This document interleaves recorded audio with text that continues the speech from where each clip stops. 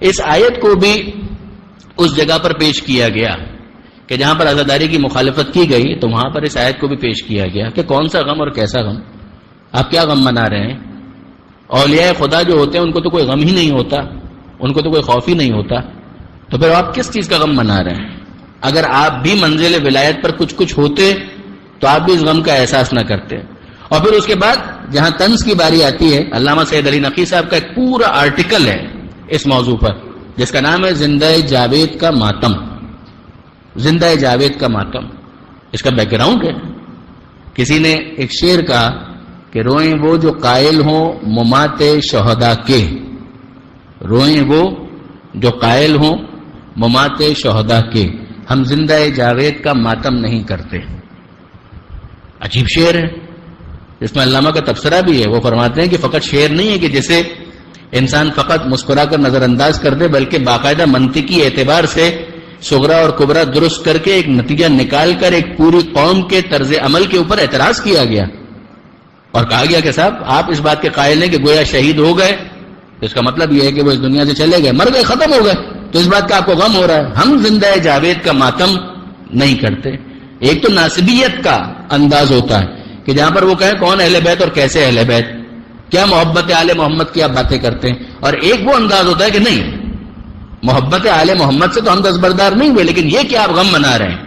آپ اس کو اکیڈمیکلی اگر دیکھیں، دیکھیں اس کو بالآخر اینڈ میں کنکلوڈ کرتے ہوئے علامہ نے ایک شعر تجویز کیا تھا کہ شعر یہ پیش کیا گیا کہ روئیں وہ جو قائل ہو ممات شہداء کے، ہم زندہ جاوید کا ماتم نہیں کرتے۔ کہا کہ اگر ہم شعر ہی کے ذریعے سے جواب دینا چاہیں، میں تو شعر کا آدمی نہیں ہوں، مگر علامہ وہ تو خود ظاہر ہے کہ صاحب طرز ادیب، صاحب طرز خطیب اور شعر و شاعری کے اندر بھی انفرادیت رکھنے والی شخصیت تھے، تو انہوں نے تجویز دی، انہوں نے کہا شعر کے ذریعے سے اگر ہمیں جواب دینا ہو تو ہم گویا یوں کہیں گے کہ کیا رو گے ان کو جو ہلاک ابدی ہیں، کیا رو گے ان کو جو ہلاک ابدی ہیں، کیوں زندہ جاوید کا ماتم نہیں کرتے؟ ہم زندہ جاوید کا ماتم نہیں کرتے، کیوں زندہ جاوید کا ماتم نہیں کرتے؟ کیا رو گے ان کو جو ہلاک ابدی ہیں؟ یعنی اگر آپ یہ کہنا چاہتے ہیں کہ ہم زندہ جاوید کا ماتم نہیں کرتے تو اس کا مطلب کیا ہے کہ ماتم پھر اس کا ہونا چاہیے کہ جو ہلاک ہو جائے۔ اگر واقعاً حزن کو بالکل مائنس کرنا چاہیے، غم کو بالکل مائنس ہو جانا چاہیے، تو پھر پیغمبر اکرم اس سال کو عام الحزن کیوں قرار دے رہے ہیں؟ کیوں کہہ رہے ہیں پیغمبر اکرم عام الحزن؟ جب جناب ابو طالب علیہ السلام کی وفات ہوتی ہے اور جناب خدیجہ سلام اللہ علیہا اس دنیا سے رخصت ہوتی ہیں،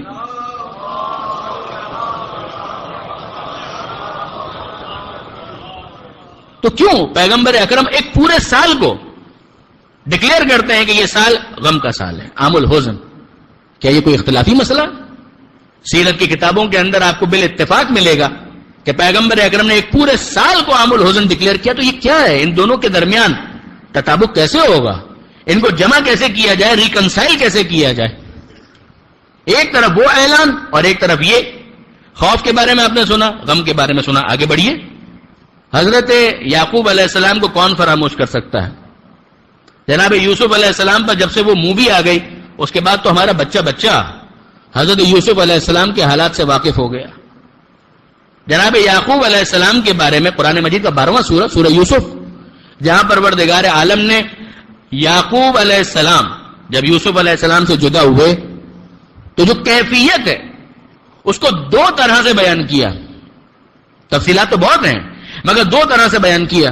ایک طرف یعقوب علیہ السلام کہتے ہیں فصبر جمیل، کہ میں صبر کروں گا، اچھے طریقے سے صبر کروں گا، اور دوسری طرف پروردگار عالم ہی نے اس بات کو کوٹ کیا کہ وَبْيَضَّتْ عَيْنَاهُ مِنَ الْحُزْنِ، کہ یعقوب نے اتنا گریہ کیا، یوسف کی جدائی میں اتنا گریہ کیا کہ یعقوب کی دونوں آنکھوں کی بینائی چلی گئی، حزن کی وجہ سے اور غم کی وجہ سے۔ فَهُوَ كَظِيمٌ، وہ اس وقت اس کیفیت کے اندر تھے، وہ غم کو برداشت کر رہے تھے۔ اب سوال یہ پیدا ہوتا ہے کہ ایک طرف یعقوب علیہ السلام کہہ رہے ہیں کہ میں صبر کر رہا ہوں، اور دوسری طرف اعلان ہو رہا ہے کہ یعقوب گریہ کر رہے ہیں۔ اس سے اتنا تو ہمیں سمجھ میں آیا کہ قرآن کی نظر میں گریہ کرنا صبر کے منافی نہیں ہے، صبر کا مصداق ہے، ورنہ قرآن مجید کو کہنا چاہیے تھا کہ وہ اپنے بات پر قائم نہ رہ سکے۔ کہا تو تھا کہ میں صبر کروں گا، مگر وہ تو گریا کرتے رہے. اور زمخشری نے کشاف کے اندر اس بات کی تصریح کی کہ جو سال تک حضرت یعقوب علیہ السلام گریا کرتے رہے تو پروردگار عالم ان کے اس فعل سے ناراض نہیں تھا. ناراض ہوتا تو قرآن مجید کے اندر مذمت ہونی چاہیے تھی. یہ نبی خدا 1 دن 2 دن کا معمول نہیں ہے، 80 سال تک گریا کرتے رہے. حزن کا لفظ پروردگار عالم استعمال کر رہا ہے. وَبِيَضَّتْ عَيْنَاهُ مِنَ الْحُزْنِ فَهُوَ كَظِيمٌ. عجیب بات ہے. ایک طرف الا ان اولیاء اللہ لا خوف علیہم ولا هم يحزنون، اور دوسری طرف ہم یہ دیکھ رہے ہیں خوف کے ذریعے سے امتحان بھی ہو رہا ہے. 1 عام الحزن ڈکلیئر کیا جا رہا ہے پورے سال کو.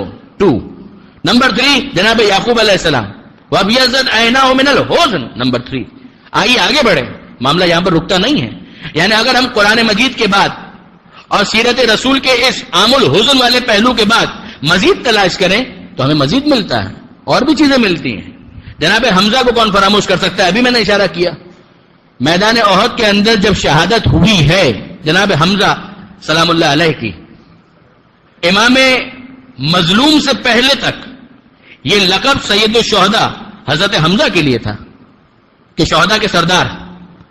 یہ جناب حمزہ جب شہید ہو رہے ہیں اور جنہیں سید الشہداء ایک عرصے تک کہا جاتا رہا، ذرا غور فرمائیے کہ کیا جناب حمزہ کی شہادت کے بعد پیغمبر اکرم نے اس بات کا تقاضا کیا کہ کوئی حمزہ پر گریہ نہ کرے، یا الٹا معاملہ ہے کہ پیغمبر اکرم نے اس بات کا شکوہ کیا کہ سب مل کر حمزہ پر گریہ کیوں نہیں کرتے؟ متفق علیہ کہ جب جناب حمزہ کی شہادت ہوئی ہے، ایک تو وہ موقع تھا کہ جب جناب حمزہ کا لاشا پڑا ہوا ہے میدان احد میں، اور جناب صفیہ جناب حمزہ کی بہن آ رہی تھی، تو اس موقع پر پیغمبر اکرم نے پہلے تو یہ کیا کہ جناب حمزہ کے جسم کو مکمل طور پر کور کرنے کا حکم دیا کہ بہن لاش کو اس طرح سے کٹی پھٹی حالت کے اندر نہ دیکھے. یہ اخلاق محمد و آل محمد یہ کہاں کوئی سمجھے گا؟ ابھی میں منزل مصائب سے دور ہوں، مگر واقعا جناب زینب کی عجیب قسمت ہے کہ وہ بھائی کے جنازے پر کس کیفیت میں آئی تھی. بس برادران عزیز، میں آؤں گا منزل مصائب پر کچھ ہی دیر کے بعد، مگر ذرا اس بات کو مکمل ہو لینے دیں کہ ذرا غور فرمائیے کیا عجیب معاملہ ہے کہ جب جناب صفیہ تشریف لائی ہے میدان احد میں، آپ میں سے کتنے ہی وہ افراد ہیں کہ جنہوں نے میدان احد میں جناب حمزہ کی زیارت کی ہے، اس موقع پر پھر کہہ رہا ہوں کہ بالاتفاق جو حالات صحابہ کرام کی زندگی پر، حالات صحابہ پر کتابیں لکھی گئی ان کو دیکھیں، جو سیرت رسول پر کتابیں لکھی گئی ان کو دیکھیں، اور احد کا پورا معاملہ کافی حد تک ڈیٹیل کے ساتھ خود قرآن مجید کے اندر آیا ہے، تفسیر کی کتابوں میں دیکھیے آپ کو ملے گا کہ جب جناب صفیہ آئیں تو اس موقع پر پیغمبر اکرم نے پہلے تو لاش کو اس طرح سے کور کرنے کا حکم دیا. پھر اس کے بعد کیا ہے؟ جب جناب صفیہ نے اپنے بھائی کی شہادت کو ملاحظہ کیا ہے تو گریہ کر رہی ہیں. پیغمبر اکرم روک نہیں رہے کہ ہم زندہ جاوید کا ماتم نہیں کرتے، یہ کہہ کر پیغمبر روک نہیں رہے. جناب صفیہ گریہ کرتی ہے، پیغمبر اکرم گریہ میں شریک ہو جاتے ہیں، اور جب جناب صفیہ کی آواز بلند ہوتی ہے پیغمبر اکرم بھی اپنی آواز کو بلند کرتے ہیں. یہاں تک کہ کیفیت یہ ہو گئی کہ جناب صفیہ روتے روتے ہچکیاں بن گئی اور پیغمبر اکرم بھی اسی انداز سے رو رہے تھے، بآواز بلند گریہ کر رہے تھے. عجیب بات ہے، ہم زندہ جاوید کا ماتم نہیں کرتے، اس کا مطلب کیا ہے؟ کیا جناب حمزہ کی شہادت میں بھی کسی کو کوئی شبہ ہے؟ پیغمبر اکرم کی سنت یہ ہے کہ اس کے بعد بآواز بلند گریہ کر رہے تھے جناب حمزہ کے اوپر. یہ نہیں کہا پیغمبر اکرم نے کہ شہید کے اوپر گریہ نہیں ہونا چاہیے. کیا یہ ایک موقع ہے؟ نہیں، ابھی تو معاملہ آگے بڑھتا ہے. جب یہ قافلہ واپس مدینہ پہنچا میدان احد سے تو اس موقع پر انصار مدینہ اپنے اپنے مقتولین، اپنے اپنے شہداء کو یاد کر کے گریہ کر رہے تھے، ان پر آنسو بہا رہے تھے. اور اس موقع پر جناب فاطمہ زہرا سلام اللہ علیہا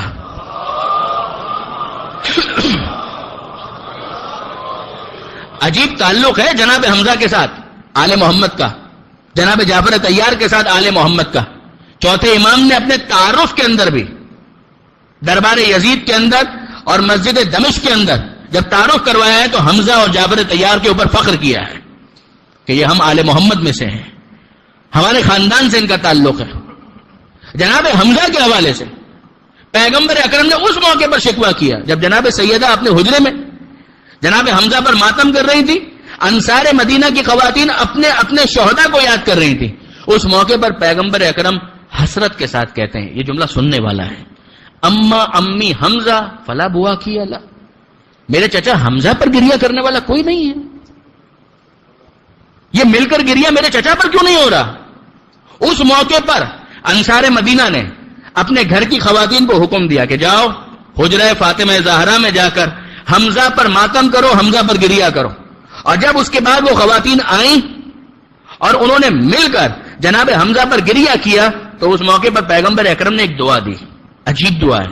پیغمبر اکرم فرماتے ہیں رضی اللہ عنکنا وعن ازواجکنا وعن اولادکنا وعن اولاد اولادکنا, اللہ تم سے بھی راضی ہو, اللہ تمہارے ازواج تمہارے شوہروں سے بھی راضی ہو, اللہ تمہاری اولاد سے بھی راضی ہو, اللہ تمہاری نسلوں سے بھی راضی ہو. تو اتنا تو سمجھ میں آتا ہے کہ جس کو رضی اللہ کا تاج اپنے سر پر سجانا ہے اسے شہداء پر گریہ بھی کرنا ہوگا, ماتم بھی کرنا ہوگا. ایک مرتبہ درود بھیج دے محمد و آل محمد.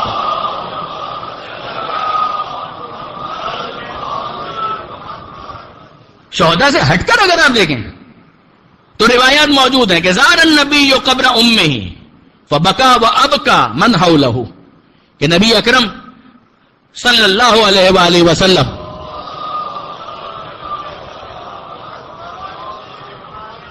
اپنی والدہ جناب آمنہ کی قبر کی زیارت کے لیے آئے. کب انتقال ہوا تھا جناب آمنہ کا؟ 6 سال کے تھے پیغمبر اکرم, اور پیغمبر اکرم اعلان نبوت کے بہت بعد اپنی والدہ کی قبر پر آ رہے ہیں زیارت کے لیے. زار النبی قبر امہ, جناب آمنہ کو شہید نہیں کیا گیا تھا, مگر الفاظ یہ ہیں کہ فبکا, قبر کی زیارت پر آئے, خود بھی گریہ کیا, وابکا من حولہ, اور جو آس پاس افراد موجود تھے ان کو بھی گریہ کروایا. پیغمبر اکرم کے وہ اس انداز کو دیکھ کر وہ اپنے آنسوؤں کو روک نہیں پائے. جناب ابراہیم پیغمبر اکرم کے فرزند جنت البقیع میں آج تک ان کی قبر موجود ہے. مومنین جاتے ہیں, ان کی زیارت کرتے ہیں. جناب ماریہ قبطیہ کے بطن سے جو اس دنیا میں تشریف لائے, بخاری سمیت کئی کتابوں کے اندر اس قبیل کی روایات آپ کو ملیں گی. یہ ابراہیم وہی ہیں جو امام حسین کا فدیہ بنے تھے. جب پروردگار عالم نے کہا تھا جناب جبریل کے ذریعے سے کہ اے اللہ کے رسول, حکم خدا یہ ہے کہ ان دونوں میں سے کسی ایک کا انتخاب کر لیں, ابراہیم کا یا حسین کا, تو پیغمبر اکرم نے کہا کہ میں اپنے حسین پر اپنے ابراہیم کو قربان کرتا ہوں. ابراہیم سلبی بیٹے ہیں مگر ابناء کی منزل پر جو ہے اس کا باقی رہنا ضروری ہے. درود بھیجئے محمد و آل محمد پر.